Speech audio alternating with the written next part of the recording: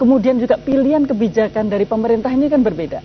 Kalau di kita sejak krisis, ya, kemudian tuntutan kapitalisme tadi oleh pemerintah Indonesia yang memang berpikiran sangat liberal, kemudian semakin mendorong liberalisasi di tempat-tempat lain, gitu.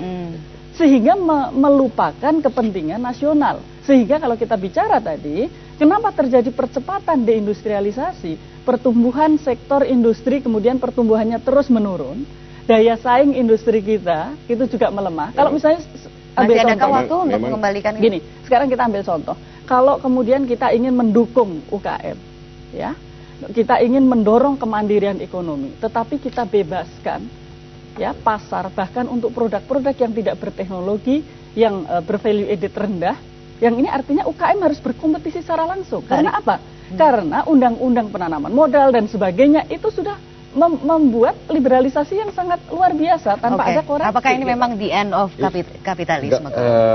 Dia akan berubah dan akan berkembang terus karena kan kapitalisme itu sebenarnya pada esensinya akan mencerminkan kelemahan, kekuatan manusia, harapan dan kecemasannya, kerakusannya dan kebaikannya. Itu kan sistem ini ya, kita berdagang, kita berinteraksi, kita menukar value, itu kan bagian dari kenyataan manusia. Kalau itu kita bilang sistem pasar dan ekonomi kapitalisme, dia tidak mungkin berhenti karena dia part of society.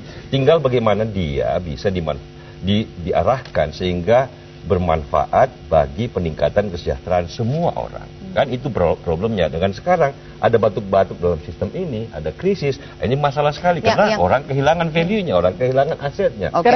Kita harus break terlebih dahulu. Akan kita lanjutkan setelah pariwara berikut ini. Pemirsa tetaplah bersama kami.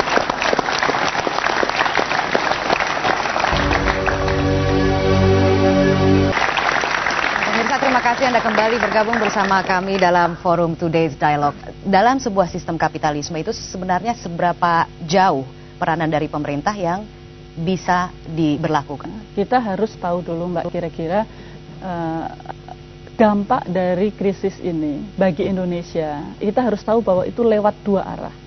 Ya, yang satu itu lewat linkage, trade linkage. Ya, yang satu dengan financial linkage. Artinya kalau kemudian dikatakan bahwa ini hanya permasalahan di finansial, salah besar, ya, karena negara-negara tadi yang terimbas oleh resesi Amerika itu adalah negara-negara tujuan ekspor besar Indonesia.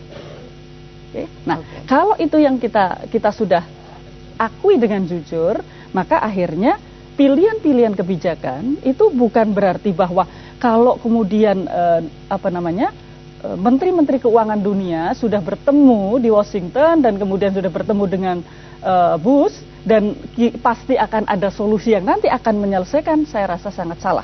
Karena kita lihat pada krisis 98 banyak negara yang tidak mengikuti IMF, ya, karena ini pertemuan ini pasti dengan garis ini.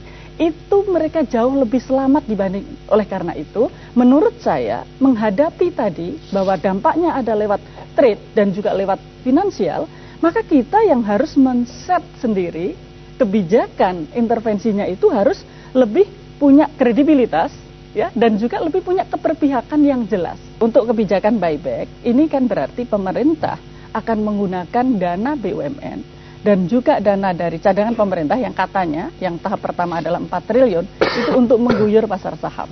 Ya. Menurut pendapat saya, ya, sebaiknya dana-dana itu justru untuk memperkuat fundamental ekonomi yang kata Presiden, kita harus menggerakkan domestik ekonomi.